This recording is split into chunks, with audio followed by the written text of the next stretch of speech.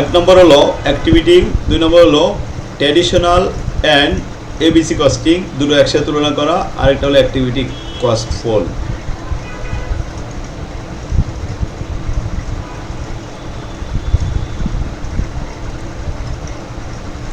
Activity total মিলে আসলে এখানে আমি 67টি অ্যাক্টিভিটি দিছি এটা তালিকা তৈরি করে। তো এতগুলো তো মুখস্থ করে রাখা সম্ভব না।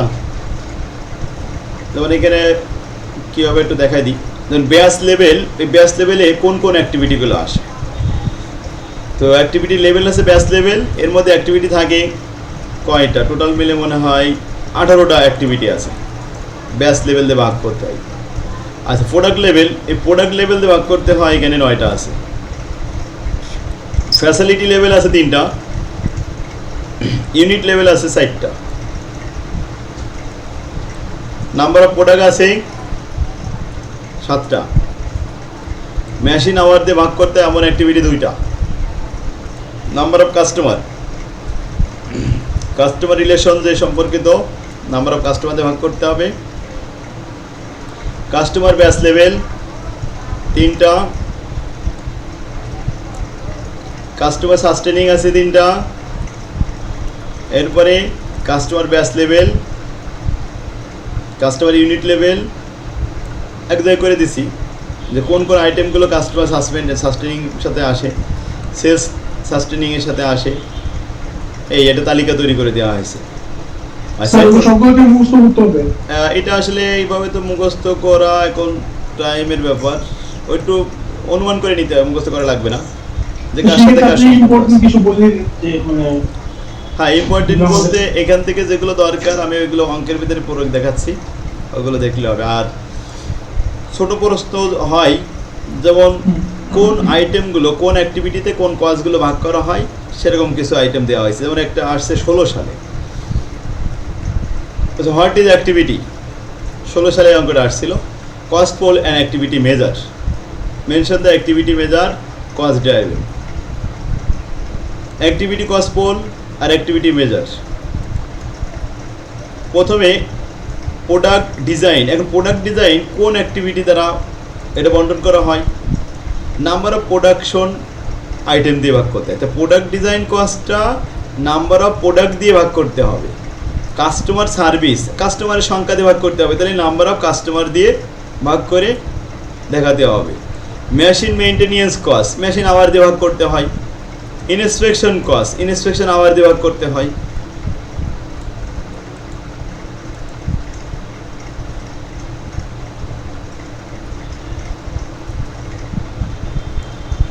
ছোট ছোট প্রশ্ন আর কি, তো এগুলো তো আর এখন দেয় না। 1 নম্বর ফরম্যাটের প্রশ্ন 7 কলেজের জন্য লাগবে না, কারণ এখানে তো 4 মার্কের অঙ্ক নেই। 4 মার্কের অঙ্কগুলোতে এগুলো দেওয়া হয়েছে। আচ্ছা, এবার আসি 2 নম্বর ফরম্যাটে আমাদের ট্র্যাডিশনাল এবং অ্যাক্টিভিটি কস্টের তুলনামূলক কিছু অঙ্ক দেখাবো। ট্র্যাডিশনালটা কি? আসলে লামসাম যে সমস্ত অঙ্কগুলো করা হয় এগুলো সব ট্র্যাডিশনাল। যেমন একই কোম্পানিতে 2টা প্রোডাক্ট তৈরি করা হলো, 2টা প্রোডাক্টের ব্যয় কেমন হয়েছে, 2টা প্রোডাক্টের উৎপাদনের সংখ্যা কেমন হয়েছে, এটা দেখানো হয়েছে। ইনি প্রোডাক্ট 50,000 এবং 20,000, labour hour, machine hour, inspection hour দেওয়া আছে। আচ্ছা, এখন বলছে যে ইউনিট প্রোডাক্ট হয়েছে 50,000 এ প্রোডাক্ট, আর বি প্রোডাক্ট হয়েছে 20,000, এই মোট 70,000। লেবার আওয়ার, এ প্রোডাক্ট উৎপাদন করতে 30,000 ঘন্টা লাগে, বি প্রোডাক্ট উৎপাদন করতে 40,000 ঘন্টা সময় লাগে। মেশিন সেট আপ, এ প্রোডাক্টে সেট আপ হয়েছে 1000 বার, আর বি প্রোডাক্টে হয়েছে 4000 বার। বি প্রোডাক্টে কিন্তু তুলনামূলক সবসময় একটু খরচ বেশি হচ্ছেই। ইনস্পেকশন 2000 বার আছে এ প্রোডাক্ট, আর বি প্রোডাক্ট হচ্ছে 3000 বার। তো 2000 বার ইনস্পেকশনে যে 50,000 ইউনিট উৎপাদন হয়েছে, আর 3000 বার ইনস্পেকশন করে মাত্র 20,000 ইউনিট উৎপাদন হয়েছে। তুলনামূলক বি প্রোডাক্টের একটু কিন্তু খরচ বেশি হচ্ছে, উৎপাদন কম হচ্ছে অথচ খরচ বেশি হচ্ছে। একই মালিকানায় 2টা প্রোডাক্ট তৈরি হয়েছে এক কারখানায়। এখন প্রোডাক্টটা যদি বলা হয় কস্ট পার ইউনিট, তৈরি করে দেখাও, তাহলে এটা দুইটা সিস্টেমে তৈরি করা যায়। ব্যয় কি কি হয়েছে সেটা নিচে বলছে যে ওভারহেড কস্ট দুইটা মিলে 14 লক্ষ টাকা, 8 লাখ আর 6 লাখ 14 লাখ। এই 14 লক্ষ টাকাকে ভাগ করতে হবে 70,000 ইউনিট দিয়ে। তাহলে 14 লক্ষ টাকা ভাগ 70,000 ইউনিট কত আসবে? 20 টাকা পার ইউনিট। একটা ইউনিটে ব্যয় হবে 20 টাকা। এ প্রোডাক্টের দাম 20 টাকা, বি প্রোডাক্টের দাম 20 টাকা। এই যে আমরা টোটাল কস্টকে ভাগ করলাম, এটা কিন্তু হচ্ছে ট্র্যাডিশনাল। এটা আগে করা হইতো যখন মানুষ ভালো জানতো না। পরে গবেষণা করে দেখা গেছে যে না, আসলে এইভাবে করলে প্রোডাক্টের দাম বেড়ে যায়, আবার কিছু প্রোডাক্টের দাম কমে যায়, অ্যাক্টিভিটি অনুযায়ী হয় না। তখন দেখা যায় মানুষ ভালো পণ্যটা নেয় বেশি, খারাপ পণ্যটা নিতে চাই না। যেমন এখানে আমাদের এ প্রোডাক্টের কিন্তু খরচ কম হয়েছে, সেই হিসেব করলে এ প্রোডাক্টের দাম কম হওয়ার কথা। বি প্রোডাক্টের একটু খরচ বেশি হয়েছে, উৎপাদন কম হয়েছে, তাতে কিন্তু এখানে প্রোডাক্টের দাম বেশি হওয়ার কথা।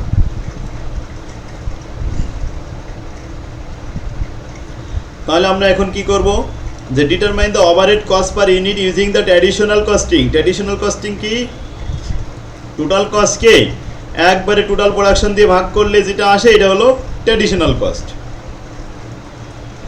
আর এরপরে বলছে determine the cost per unit, unit প্রতি ব্যয় নির্ণয় করো of product using the ABC costing, activity base costing সিস্টেমে। অ্যাক্টিভিটি বেস কস্টিং সিস্টেমে তৈরি করতে হবে।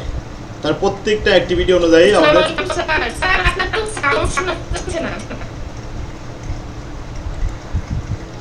আমার সাউন্ড শুনতে পাচ্ছে না সবাই?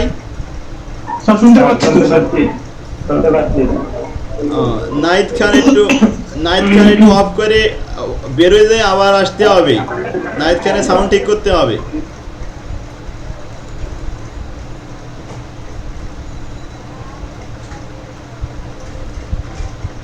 তাহলে ট্র্যাডিশনাল কস্টটা আমরা কি সবাই বুঝতে পারছি?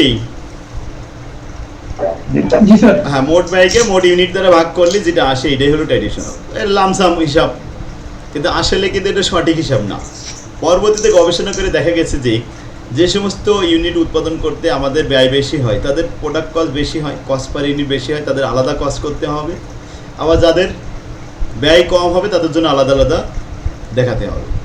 এভাবে অ্যাক্টিভিটি অনুযায়ী দেখাতে হবে। যেমন দেখা যাচ্ছে লেবার আওয়ার এ প্রোডাক্ট তৈরি করতে 30,000 ঘন্টা লাগলো, আর বি প্রোডাক্ট তৈরি করতে 40,000 ঘন্টা সময় লাগলো, তাই তো বি প্রোডাক্টে একটু খরচ বেশি হবে।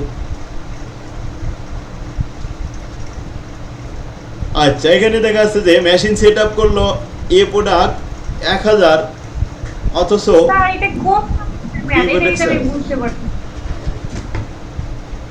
ম্যানেজমেন্ট অ্যাকাউন্টিং এর অ্যাক্টিভিটি বেস কস্ট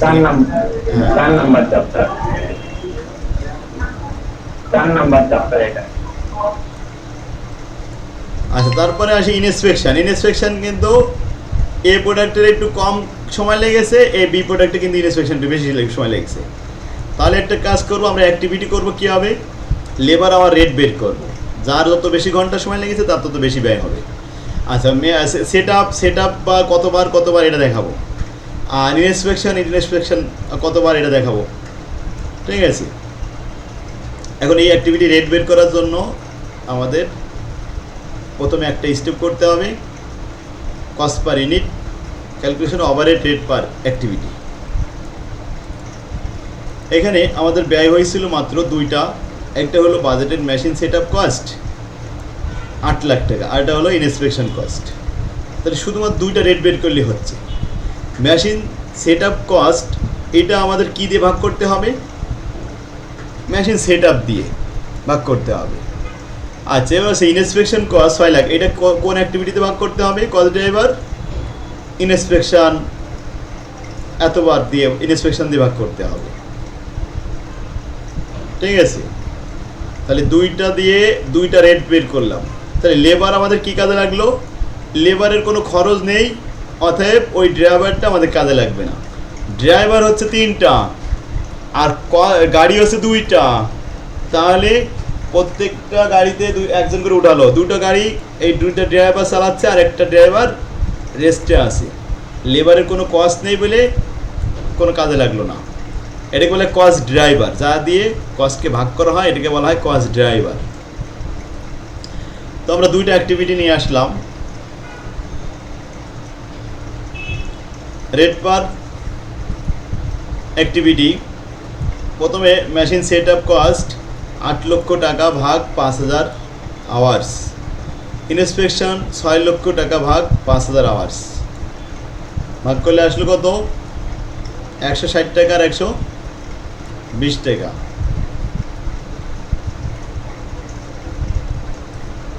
ঠিক আছে, এখন পার সেট আপ কস্ট হচ্ছে প্রতি টাইমে 160 টাকা, এর রেট পাওয়া গেল, আর এটা 120 টাকা। এবার আমরা আসি ওভারহেড কস্ট পার ইউনিট দেখাচ্ছি কী হবে। এ আর বি দুইটা প্রোডাক্টের নাম লিখলাম। আচ্ছা, মেশিন সেট আপ,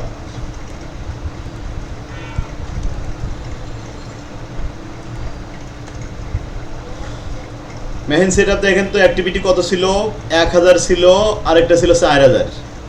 তাহলে 1000 গুণন 160, 4000 গুণন 160, এই 1000 গুণন 160 1,60,000 টাকা, 4000 গুণন 160 6,40,000 টাকা। আচ্ছা, ইন্সপেকশন কস্ট 120 টাকা, তাহলে 2000 গুণন 120, 3000 গুণন 120। স্যার এটা কোন চ্যাপ্টারে কোন আছে স্যার? আমি ফার্স্টে আপনার একটু কোনো সাউন্ড শুনি নাই। এই তো বলা হচ্ছে, এখন কি শুনতে পাচ্ছে না রুনা? শুনতেছি, তখন একটু শুনতে পারি নাই sir. Activity base costing, ABC costing, 4 নম্বর অধ্যায় আমাদের বইয়ে। তোমার তো অধ্যায় আগে জানার দরকার নেই, যেখান থেকে 500 তুমি এইটাকে বুঝতেছো কিনা আগে তাই দেখো তো। অধ্যায়ের নাম শুনে কি সব বোঝাই যাবে? আচ্ছা, তাহলে এখন আমরা এই 2000 কোথায় পেলাম? আমাদের অ্যাক্টিভিটি এখানে ছিল 2000 ঘন্টা আর 3000 ঘন্টা। তো 1 ঘন্টায় যদি 120 হয়, তাহলে 2000 গুণন 120 আর 3000 গুণন 120, এর খরচ আসলো 2,40,000 আর বির খরচ আসলো 3,60,000। এখন এদিকে যোগ করা হলো 4 লাখ আর এদিকে হলো 10 লাখ। এবার এটা ভাগ করতে হবে, ভাগ করতে হবে 50,000 এবং 20,000 ইউনিট দিয়ে। তাহলে 50,000 ইউনিট আর 20,000 ইউনিট, দেখি কার কত পার ইউনিট আসে। এ প্রোডাক্ট ব্যয় হয়েছে মাত্র 4 লাখ টাকা, 50,000 ইউনিট দিয়ে ভাগ করলাম 8 টাকা পার ইউনিট। বি প্রোডাক্টে ব্যয় হয়েছে 10 লাখ টাকা, ভাগ করলাম 20,000 ইউনিট দিয়ে 50 টাকা পার ইউনিট। এটা 8 টাকা, এটা 50 টাকা। এখন দেখা যাচ্ছে যে 20 না, এই যে 1,60,000 আর 2,40,000 যোগ করে কত হয়েছে? আমরা তো অ্যাক্টিভিটি অনুযায়ী যার ব্যয় বেশি সে হিসেব করে নিয়ে চলে আসলাম। এখানে মেশিন সেট হয়েছে একজনের 1000 বার, আর একজনের 4000 বার, অবশ্যই তার একটু ব্যয় বেশি হবে। এতে ইন্সপেকশন হয়েছিল 2000 বার আর বিতে হয়েছিল 3000 বার, তাহলে তার অবশ্যই ব্যয় একটু বেশি হবে। আচ্ছা, তাহলে বিতে মোট ব্যয় 10 লাখ, এতে মোট ব্যয় 4 লাখ। এ উৎপাদন করেছে 50,000 ইউনিট, বি উৎপাদন করেছে 20,000 ইউনিট। 50,000 দিয়ে ভাগ করলে পার ইউনিট কস্ট, এ প্রোডাক্টের দাম 8 টাকা, বি প্রোডাক্টের দাম 50 টাকা। এবার কোয়ালিটি অনুযায়ী কার দাম কত এটা আমরা বুঝতে পারছি। এ প্রোডাক্টের দাম আসলে 8 টাকা, বি প্রোডাক্টের দাম 50 টাকা। আমরা যদি ট্র্যাডিশনাল অনুযায়ী প্রত্যেকটা প্রোডাক্ট 20 টাকা করে আমরা খরচ দেখাতাম, তাহলে কাস্টমাররা কি করতো? ভালো যে প্রোডাক্টটা, যে প্রোডাক্টের দাম বেশি, এটা ওরা চিনতে পারতো যে এই প্রোডাক্টটা বাজারে অন্যান্য কোম্পানিরা বেশি দামে বিক্রি করছে, যেটা আমরা 20 টাকায় দেখাই হয়তো অল্প দামে বিক্রি করতেছি। এই প্রোডাক্ট আমাদের প্রচুর বিক্রি হতো, বি প্রোডাক্টটা প্রচুর পরিমাণে বিক্রি হবে। এতে কি হবে? ব্যয় হয়েছে 50 টাকা, বিক্রি করতেছি আমরা মনে করি যে 20 টাকা খরচ ধরে 22 বা 23 টাকা বিক্রি করতেছি। তাহলে প্রতি ইউনিটে আমাদের লস হচ্ছে, লস আর লস আমরা বুঝতেছি না, ট্র্যাডিশনাল করেছি। আর এ প্রোডাক্টটার দাম কম, মাত্র 8 টাকা, যখন আমরা 20 টাকা খরচ দেখাচ্ছি, 22 টাকা চাচ্ছি, তখন কিন্তু এটা বিক্রি হচ্ছে না। কারণ এই ধরনের প্রোডাক্ট অন্যান্য কোম্পানিরা তারা কিন্তু কম দামে দিতে পারতেছে, কিন্তু আমরা দিতে পারতেছি না। ঠিক আছে না? যখন আমরা দিতে পারতেছি না, তখন আমাদের এটা বিক্রি হচ্ছে না। এটা বিক্রি হচ্ছে না বলে আমাদের লস হচ্ছেই। আর বি প্রোডাক্টটা বেশি বিক্রি হচ্ছে, বেশি লস হচ্ছে। কি বোঝা গেছে এবার?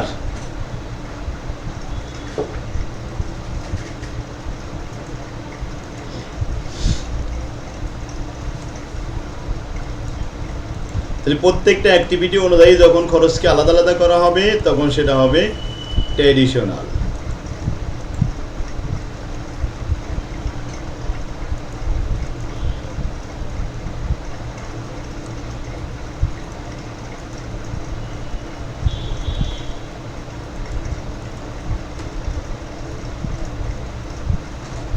আলাদা আলাদাভাবে করলে এবিসি অ্যাক্টিভিটি বেস কস্টিং, আর যদি একসাথে করা হয় তাহলে ট্র্যাডিশনাল।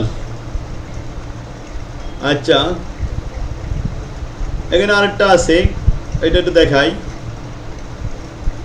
আচ্ছা, এই ব্যয়গুলো এমনি আসবে না, আমরা যেটা আসবে সেটা দেখাই। অ্যাক্টিভিটি বেস কস্টিং এর অঙ্ক আছে, ইম্পর্টেন্ট। এই 2 নম্বর অঙ্ক করা লাগবে না, 2 নম্বর ফরম্যাট বাদ। 3, এইটার থেকে অঙ্ক আসবে। 1 আর 2 না করলে চলবে। 3 নম্বর আছে অ্যাক্টিভিটি কস্ট পোল, একত্রিত ব্যয়গুলো বন্টন করতে হবে। আচ্ছা, আসলে আমাদের অ্যাক্টিভিটি অধ্যায়তে বন্টন করতে মূলত উপরি ব্যয়, ওভারহেড, উপরি ব্যয়। এখানে প্রাইম কস্ট আছে, এগুলো বেশি মুখ্য বিষয় না।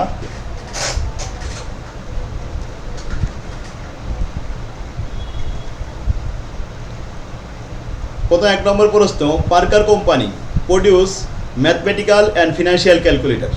তারা ক্যালকুলেটর উৎপাদন করে, একটা হলো নর্মাল ক্যালকুলেটর, একটা হচ্ছে financial calculator. At full capacity, data related to the two product are presented below. Mathematical and financial.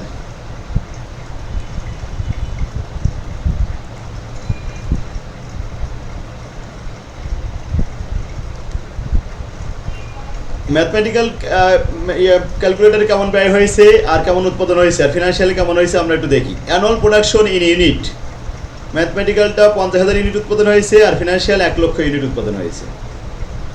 আর এই উৎপাদন করতে আমাদের ডাইরেক্ট ম্যাটেরিয়াল আর ডাইরেক্ট লেবার খরচ হয়েছে। এই ডাইরেক্ট ম্যাটেরিয়াল আর ডাইরেক্ট লেবার এগুলো সব প্রাইম কস্টের উপাদান। আর direct labour hours 2500 hours, 5000 hours.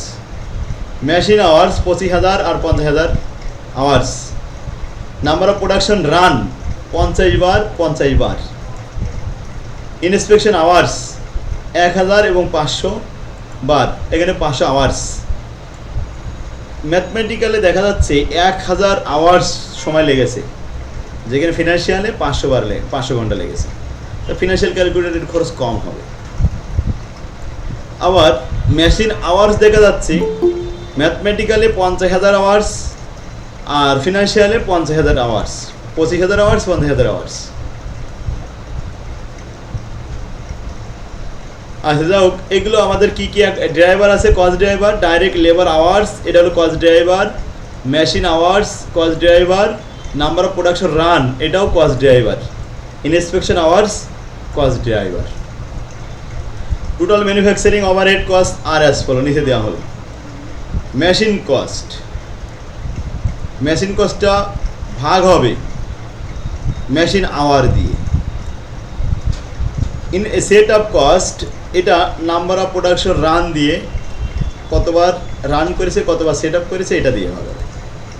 Inspection cost inspection hour দিয়ে ভাগ করতে হবে। তাহলে কয়টা হলো? 3টা ব্যয় বন্টন করব আমরা 3টা অ্যাক্টিভিটি দিয়ে, 3টা ড্রাইভার, এই 3টা ড্রাইভার দিয়ে বন্টন করব। আমাদের ড্রাইভার তো ছিল 4টা, কিন্তু কস্ট পোল মানে কি? একত্রিত রাখা, একত্রিত ব্যয়। অর্থাৎ যে সমস্ত ব্যয় টোটাল কারখানায় একত্রিত হিসাব করা হয় এটাকে সব কস্ট পোল বলা হয়। তো ওভারহেড একত্রিতভাবে সংগঠিত হয়েছে, এই ব্যয় দ্বারা 2টা প্রোডাক্ট তৈরি হয়েছে।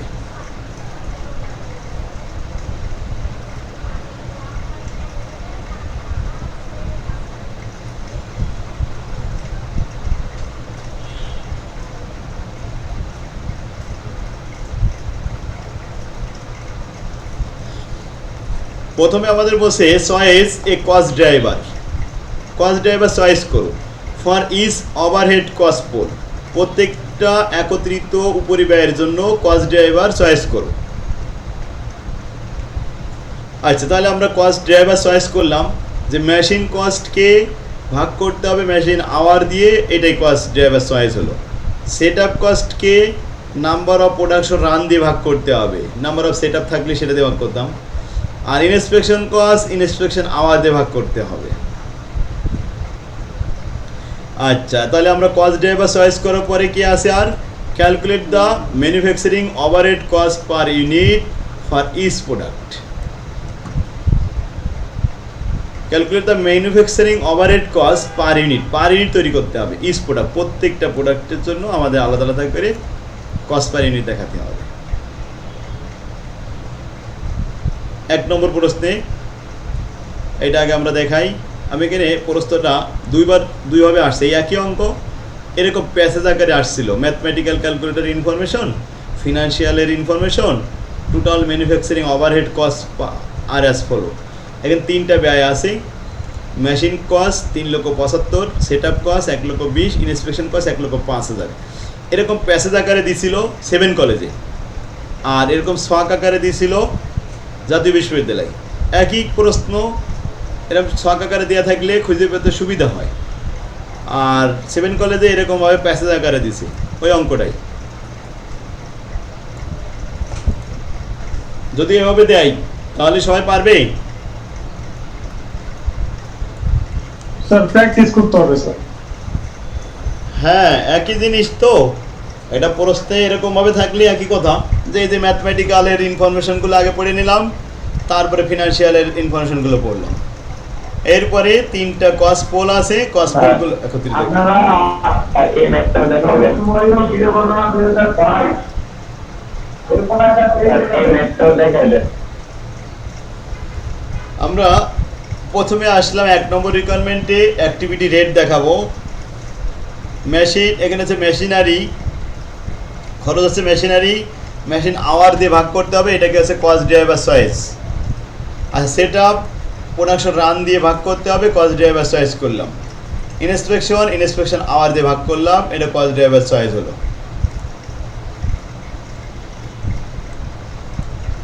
আচ্ছা, এরপরে আসি,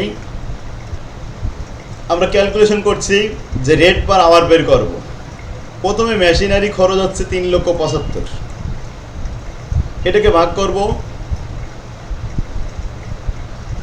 50,000 এবং 25,000, মোট 75,000 দিয়ে। 75,000 দিয়ে ভাগ করলে কত আসে পার আওয়ার? 5 টাকা। আচ্ছা, এবার সেট আপ হচ্ছে 1,20,000, 1,20,000কে ভাগ করব 50 এবং 50 বার, 100 বার দিয়ে ভাগ করবো, তাহলে সেট আপ কস্ট হলো 1200।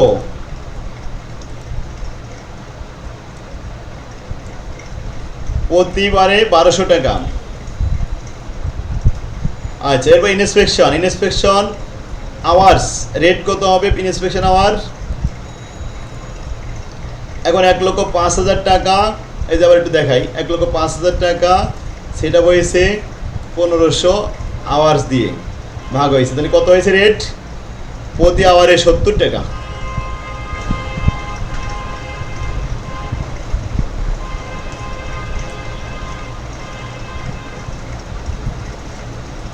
আচ্ছা, এখন আসি, এটা তো আমরা অ্যাক্টিভিটি রেট বের করলাম, ওভারহেড রেট পার অ্যাক্টিভিটি, প্রতি অ্যাক্টিভিটি অনুযায়ী আমরা রেট বের করেছি। এখন আমরা কস্ট দেখাবো, কস্টগুলো ম্যাথমেটিক্যালের জন্য কত ব্যয় হয়েছে, ফিনান্সিয়ালের জন্য কত ব্যয় হয়েছে।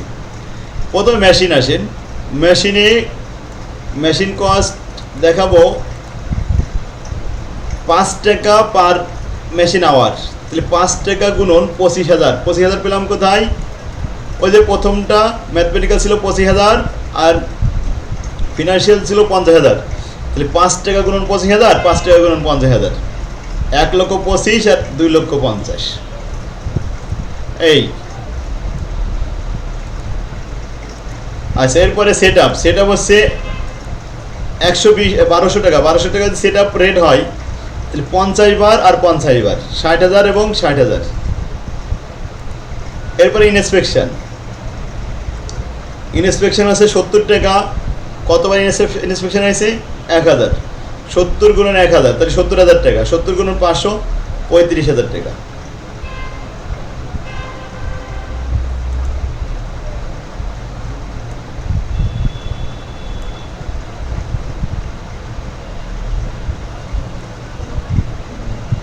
এটা হলো 70,000 টাকা, এটা আছে 35,000 টাকা।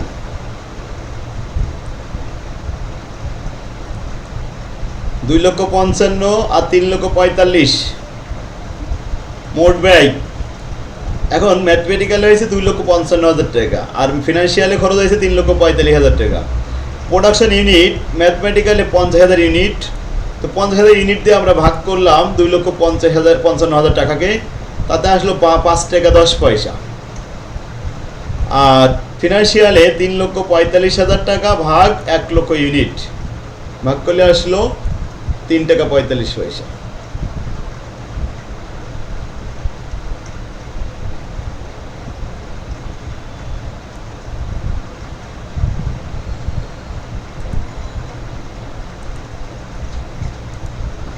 কি বুঝতে অসুবিধা হয়েছে? স্যার ম্যানুফ্যাকচারিং ওভারহেড কস্ট আরেকবার একটু দেখিয়ে দিন, মানে এখানে 50,000 1 লাখ কিভাবে আসছে? হ্যাঁ, manufacturing overhead cost per unit, এখানে টোটাল কস্ট কত? 2,55,000। তো এটাকে প্রোডাক্ট দিয়ে ভাগ করতে হবে। প্রোডাক্টের সংখ্যা কত? 50,000 উপরে দেওয়া রয়েছে প্রশ্নে। এই 50,000 1 লাখ, ওটাকে ইউনিট দিয়ে ভাগ করতে হবে না? হ্যাঁ হ্যাঁ হ্যাঁ, ঠিক ঠিক। ওটা স্যার আপনি লিখে নেন। হ্যাঁ, আচ্ছা, ওটা অবশ্যই আমরা এইখানে দেখাই দিতে পারি। এই একটা লাইন বাড়ায় দিয়ে এই খোলে দেখা যাচ্ছে এরকমভাবে এখানে লিখে দিলাম 50,000 ইউনিট, আর এই পাশে 1 লাখ ইউনিট। এখানে লিখে দিলাম প্রোডাকশন ইউনিট, অতএব কস্ট পার ইউনিট সমান সমান এত টাকা এত টাকা। তাহলে ঠিক আছে স্যার। ওইটাই দেখাই দিয়ে এক লাইন কম আর দেবো কি জানি।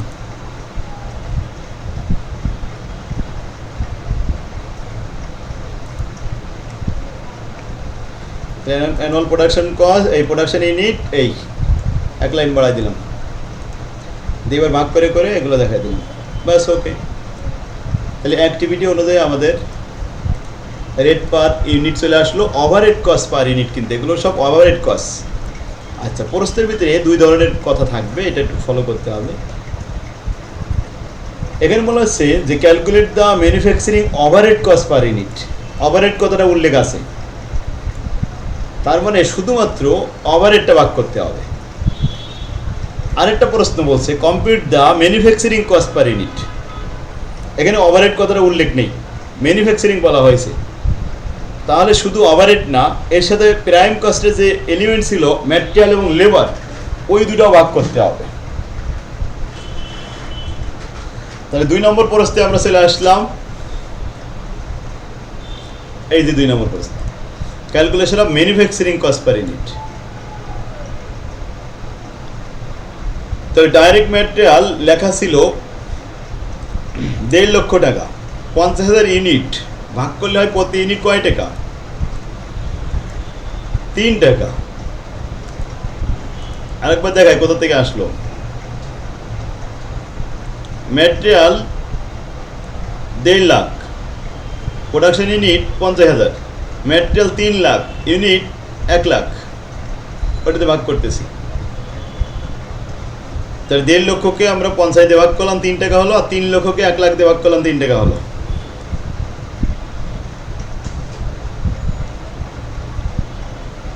লেবার কস্ট,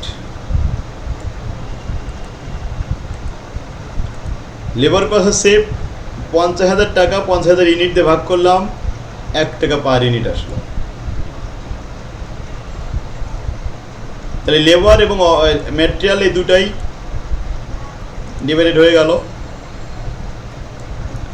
আচ্ছা, এবার সে manufacturing overhead cost per unit. Overhead ছিল উপরে 5 টাকা 10 পয়সা, 3 টাকা 45 পয়সা।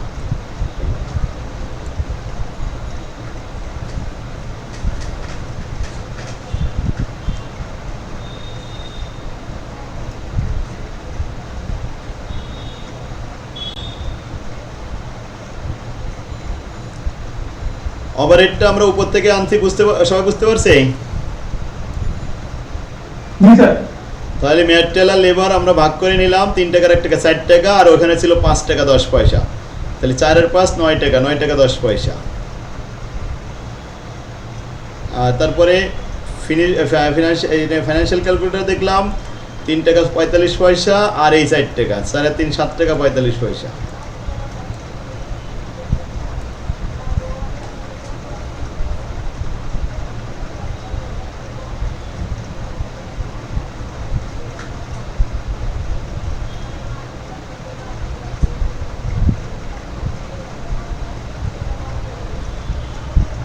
স্যার অ্যাক্টিভিটি বেস কস্টিং এই সবগুলো অঙ্ক এরকম হিসেবে এরকম। হ্যাঁ, সবগুলো এরকম। আর এগুলো কি এই তিনটা রিকোয়ারমেন্ট হিসাবে? হ্যাঁ, এই 3টার বাইরে আর কোনো রিকোয়ারমেন্ট নেই, এই কয়টাই যাবে। প্রথম প্রশ্ন করা হবে calculate the manufacturing overhead rate per activity দেখাও। তো অ্যাক্টিভিটি রেট তো অবশ্যই আগে আমাদের বের করা লাগবে, না চাইলেও বের করা লাগবে। তারপরে এবার manufacturing overhead cost per unit দেখা, শুধু ওভারহেড 3টে 4টে যা থাকবে ওগুলো ভাগ করে রেট বের করো। আর এরপরে বলবে ম্যানুফ্যাকচারিং কস্ট পার ইউনিট। এখন ম্যানুফ্যাকচারিং কস্ট আর ওভারহেড কস্ট একটু পার্থক্য কি, ম্যানুফ্যাকচারিংয়ের ভিতরে ম্যাটেরিয়াল আর লেবারের রেটগুলো থাকবে, আর ওভারহেডটাও থাকবে, সব মিলাই থাকবে একসাথে, হচ্ছে ম্যানুফ্যাকচারিং কস্ট পার ইউনিট। কি ইজি আছে না?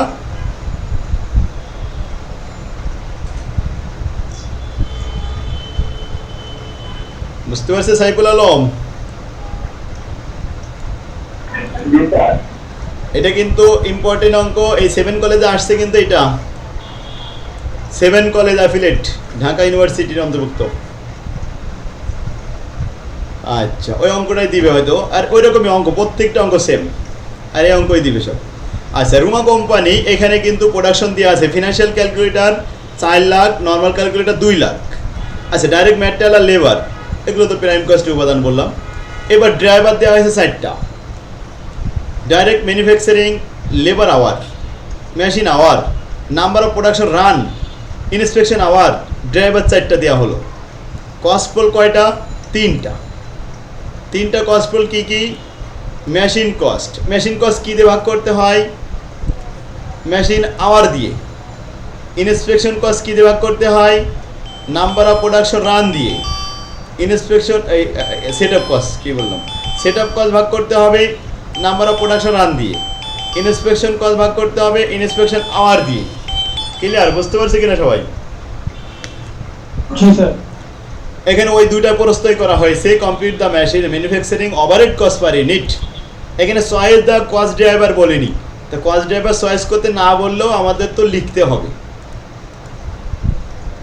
আচ্ছা, তাহলে অ্যাক্টিভিটি রেটটা আগে আমরা বের করে নিব, নিয়ে তারপরে আমরা কস্ট পার ইউনিট দেখাবো, manufacturing overhead cost per unit. এরপরে ম্যানুফ্যাকচারিং কস্ট পার ইউনিট দেখাবো তখন ম্যাটেরিয়াল এবং লেবার দূরে চলে আসবে।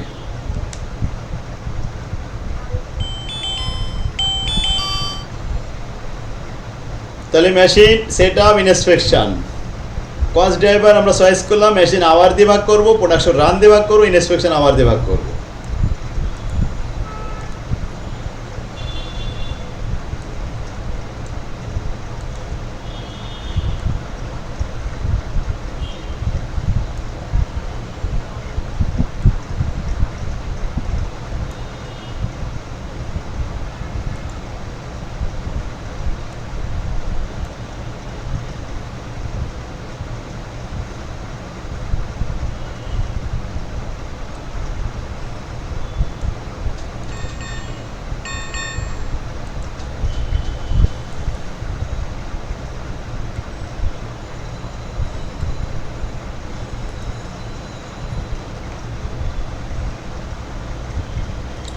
সবাই বুঝতে পারছে? হ্যাঁ স্যার। এখানে একটা আছে প্রোডাক্ট এ আর প্রোডাক্ট বি, ম্যাটেরিয়াল আর লেবার আছে, প্রোডাকশন ইউনিটের সংখ্যা দেওয়া আছে, ডাইরেক্ট লেবার আওয়ার দেওয়া আছে, মেশিন আওয়ার দেওয়া আছে, আর লেবার আওয়ার দেওয়া আছে, engineering labour hour set up দেওয়া আছে। এই কস্ট ড্রাইভার, বাস। এখন আমরা ওইভাবে সেম ভাগ করবো কয়টা? এই 3টা ওভারহেড আছে, 3টা ওভারহেড ভাগ করে দেবো। এই সব অঙ্ক ইম্পর্টেন্ট, এটা আসছে 16 সালে। এখানে কস্ট আছে কয়টা? 4টা কস্ট ড্রাইভার দেওয়া রয়েছে। হ্যাঁ স্যার এখানে যে ইঞ্জিনিয়ারিং আওয়ার যেটা ওইটা আর ইন্সপেকশন আর দি সেম। হ্যাঁ আচ্ছা আচ্ছা, এখানে আমাদের সেট আপ কস্ট দেওয়া আছে, ইনস্ট্রাকশন কস্ট দেওয়া আছে, মেশিন কস্ট দেওয়া আছে, তো মেইনটেনেন্স কস্ট দেওয়া আছে, তো 4টা কস্ট দেওয়া আছে। কস্ট পোল একত্রিত থাকে, এটাকে ভাগ করে অ্যাক্টিভিটি রেট বানায় নিতে হয়। তাহলে আমরা অ্যাক্টিভিটি রেট বানাবো।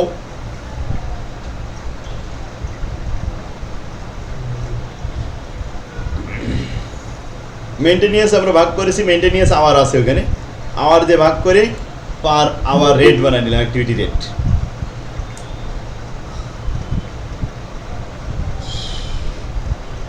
ফার্স্ট নম্বরে এখানে 3টে ব্যয় আছে, কস্ট ড্রাইভার উপরে আছে, প্রোডাকশন উপরে দেওয়া আছে, ভাগ করে আগে অ্যাক্টিভিটি রেট বের করতে হবে। এরপরে আমাদের machine hour overhead manufacturing overhead rate বানাতে হবে। এরপরে ম্যানুফ্যাকচারিং কস্ট পার ইউনিট দেখাতে হবে।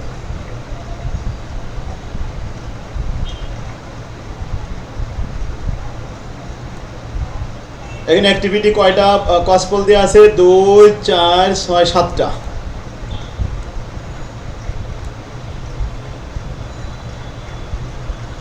এই 7টাকে ভাগ করতে হবে, 7টা ড্রাইভার আছে উপরে। কি সাইজ একটু বড় হয়ে গেল নাকি?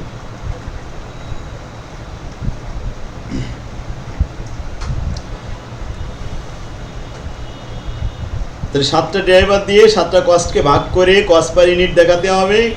ও এখানে আবার ট্র্যাডিশনালও বলা হয়েছে। ট্র্যাডিশনালি কি হয়? সবগুলো খরচ যোগ করে একসাথে ভাগ করতে হয়। ভাগ করলে যে রেট হয় ওইটাই হলো ট্র্যাডিশনাল। ট্র্যাডিশনাল একটা লামসাম গুজামিল সিস্টেম। আর অ্যাক্টিভিটি বেস কস্টিংও বের করতে বলা হয়েছে। এই যে activity base costing, activity base costing শুধু অ্যাক্টিভিটি রেট বের করে দেখাতে হবে, আর কিছু না। যাক, অ্যাক্টিভিটি এখন যেগুলো আসবে আমার বইতে এগুলো সুন্দর করে দেওয়া রয়েছে, এই প্র্যাকটিস করতে হবে আজকেই। যাদের কাছে অন্য বই আছে তারা হয়তো একটু বুঝতে কষ্ট পাবে, কারণ তাদের বইতে গোছানো নেই। অ্যাক্টিভিটি বেস কস্টিং ম্যাক্সিমাম রাইটাররা গোছাই দিতে পারেনি, সব এলোমেলো অবস্থায়। এম এ কালাম তো পুরোটাই এলোমেলো করে ফেলেছে, মিলেনিয়ামরাও এলোমেলো করে ফেলেছে। এখন সিস্টেমটা বুঝতে পারলে তো সবাই। জি স্যার।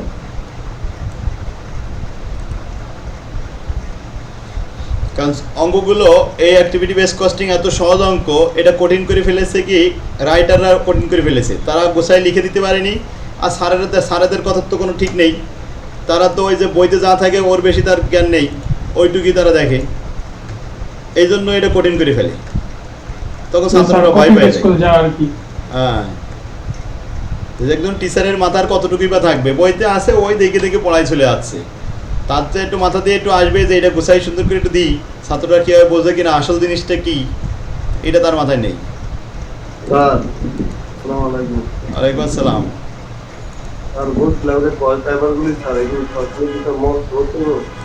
না, কস্ট ড্রাইভার আমি যদি বলতাম প্রথমে যে এটা মুখস্থ করতে হবে, তাহলে তো একদিন সময় কেটে যেত, তাই না? আসলে ওগুলো সবই লাগে না। আমি যতগুলো কস্ট ড্রাইভার পেয়েছি সব ড্রাইভারগুলো অ্যাক্টিভিটিগুলো আমি এক জায়গায় করে তালিকা তৈরি করেছি। তাহলে কোনো ছাত্রকে আমি বলিনি যে মুখস্থ করতে হবে, তবে আস্তে আস্তে সে প্র্যাকটিস করতে করতে এটা পারফেক্ট হয়ে যাবে। এই অধ্যায়টা মূলত আসলে মাস্টার্সে দেওয়া হয়েছে, তো সেখান থেকে নিয়ে এই তোমাদের 4th ইয়ারে দিল এই 7 কলেজে। আবার এখন নতুন ম্যানেজমেন্ট অ্যাকাউন্টিংয়ে ওটাও দিয়েছে, কিন্তু এখান থেকে কোনো প্রশ্ন করে না। ওই যে আমার বইতে 3rd ইয়ারের বইতে ম্যানেজমেন্ট অ্যাকাউন্টিং আমি দিয়ে দিছি।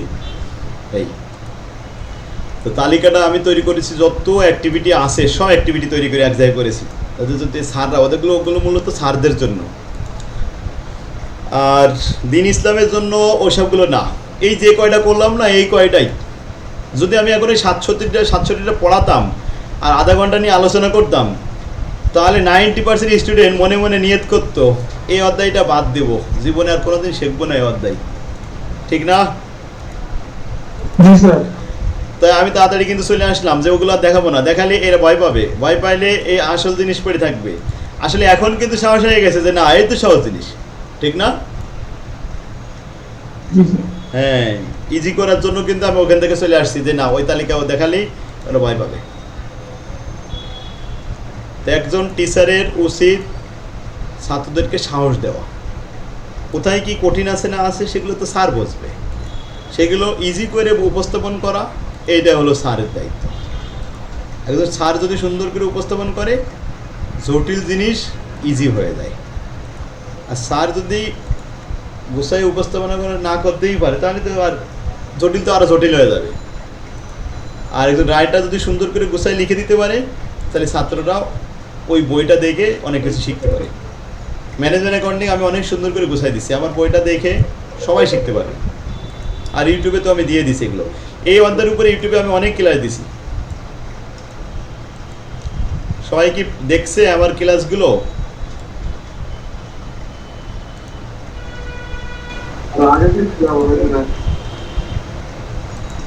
ম্যাক্সিমাম স্টুডেন্টরা দেখেনি, তাই না? রিয়াদ কি আছে? রিয়াদ দেখছে? স্যার ফার্স্ট ইয়ার থেকে আপনার ক্লাসগুলোই ফলো করি। আলহামদুলিল্লাহ। কে বললো রে এরকম কথা? সাবরিনা। ওরে আল্লাহ রে, সাবরিনা, আমি এই যে ক্লাসগুলো দিছি ইউটিউবে তো আরো অনেক ক্লাস আছে, তো আমাদের ক্লাসগুলো কি একটু বেশি ভালো লাগে?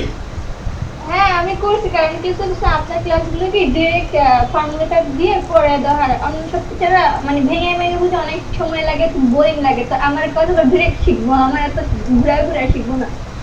হ্যাঁ আসলে কি এই যে আমি যে এতগুলো এগুলো এরকম দিলাম, সব ছাত্ররাই তো জানছে যে জামান স্যারের পড়ানোর সিস্টেমটা সবচেয়ে ভালো। এখনো পর্যন্ত কেউ কিন্তু কোনোদিন বলেনি জামান স্যারের সিস্টেমটা ভালো না, বলেছে? না স্যার বলেনি কখনো। তারপরেও আমাদের কাছে কিন্তু পড়তে আসে না, আমার সাথে যোগাযোগ করে না, আর এক জায়গায় পড়তেছে, আমার ইউটিউবের ক্লাসগুলো দেখে। কেন এই স্বভাব কেন? আমার কাছে যদি আরো বেশি ভিড়তো আমার কিন্তু আগ্রহটা আরো বেশি বাড়তো, কারণ আমি তখন এইদিকে বেশি সময় দিতাম। আমি মাঝে মাঝে মনের থেকে একটা ঘৃণা হয়, অনেক সময় কিন্তু বাদ দিয়ে দিই, পড়াবো না। এত গবেষণা করে এত কিছু সুন্দর একটা আবিষ্কার করে দিলাম, এই ছাত্ররা আমার মূল্যায়ন করতে পারলো না, তো এইসব ছাত্র আমার সামনে রাখা দরকার, সেইগুলো কিন্তু বাদ দিয়ে দিই, কারণ ভালো বলতে পারে না। তো এইগুলো এই যে সম্পূর্ণ ভিন্ন আকারে সুন্দর করে গুছাই দিছি আমি আজকে 14 সাল থেকে আমি ইউটিউবে ক্লাস দিচ্ছি। হ্যাঁ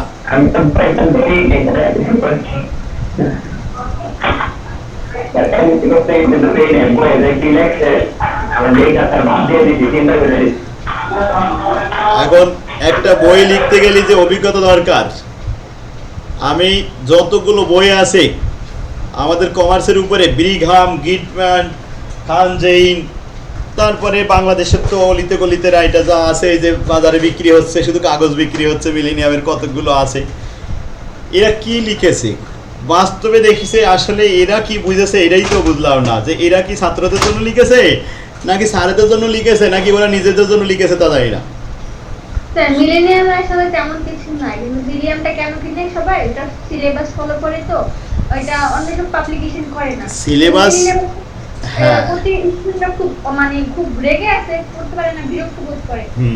কারণ কি একটু সময় দিতে হয়, যদি সিলেবাস কভার করা তো কোনো ব্যাপার না, সিলেবাস কভার করে তো আমিও বই দিই, কিন্তু আমারটা তো তারা চালাবে না, এই জন্য আমি আর রাগ করে দিই না। কারণ একটা বই ছাপাতে গেলে কত টাকা ইনভেস্ট করা লাগে, এত টাকা ইনভেস্ট করে যদি বই না চালাই তাহলে আমার কি অবস্থা হবে?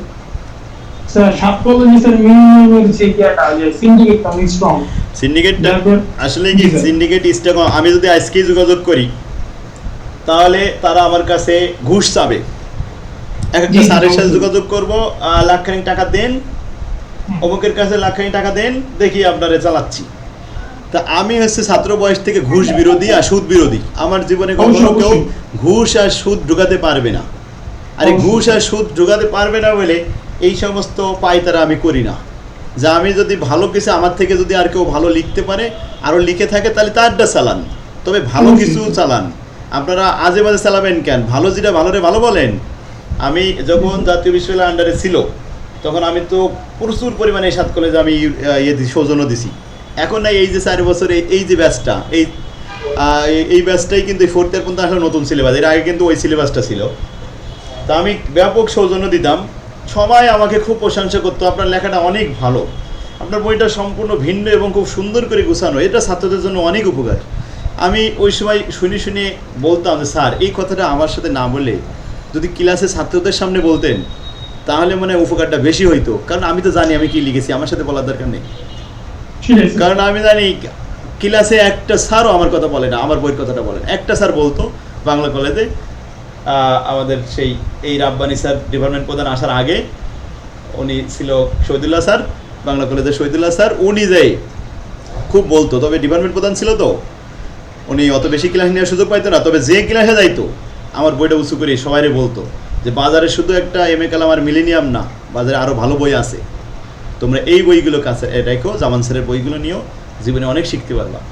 তো স্যার নিজে আমার বইগুলো খুব পছন্দ করতো, গবেষণা করতো এবং আমার সাথে আলাপ করতো যে না অনেক সুন্দর হয়েছে আপনার এই লেখাগুলো, মানে উনি আমাকে এত করতো, আমি বুঝতাম যে আসলে স্যার আমার প্রত্যেকটা পেজ দেখে, নাইলে এত কথা বলে কি করি। বলতো যে না আপনার লেখা সম্পূর্ণ ভিন্ন এবং নতুন আঙ্গিকে কমার্সকে একসময় অনেক উন্নত করবে, অনেক উপরে নিয়ে যাবে এই লেখাগুলো দিয়ে।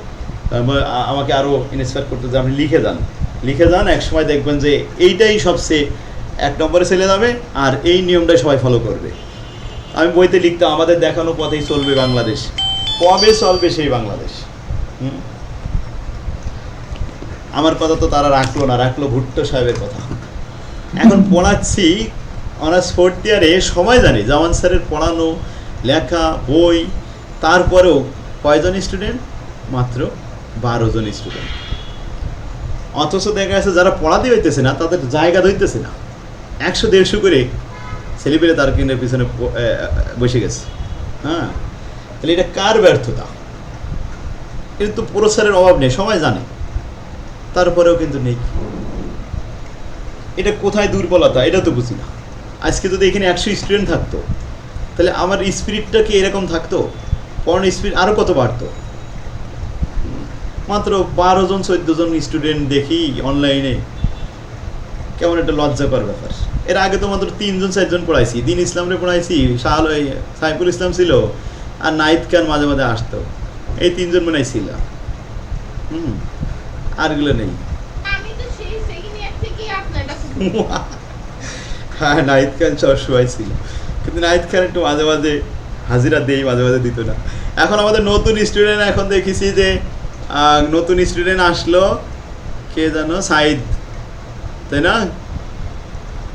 সাইদ, ইমন নাকি? হ্যাঁ, ইমন তো নতুন। জি স্যার। রিয়াদ সাইদ। আচ্ছা, সাইদ রিয়াদ কই? আজকে দেখছি না তো তারে। সো আজকে আসি নাই স্যার। হ্যাঁ, এই তো এরা তো সব নতুন ব্যাচ। এই যে 4 বছর পরে ইমন আমারে খুঁজে পাইছে, আর এই 3 বছর কিন্তু না স্যার, আমি 3rd ইয়ারে আপনার ক্লাস করতাম ইউটিউব থেকে, কিন্তু স্যার রিয়াদ হচ্ছে কি আমাকে বলছিল যে 4th ইয়ার ক্লাস করার জন্য। পরে আমি 2 দিন আসলাম, আমি রিয়াদ, তারপর হচ্ছে গিয়ে নূর আলম, এসে দেখা করে গেলাম আপনার সাথে।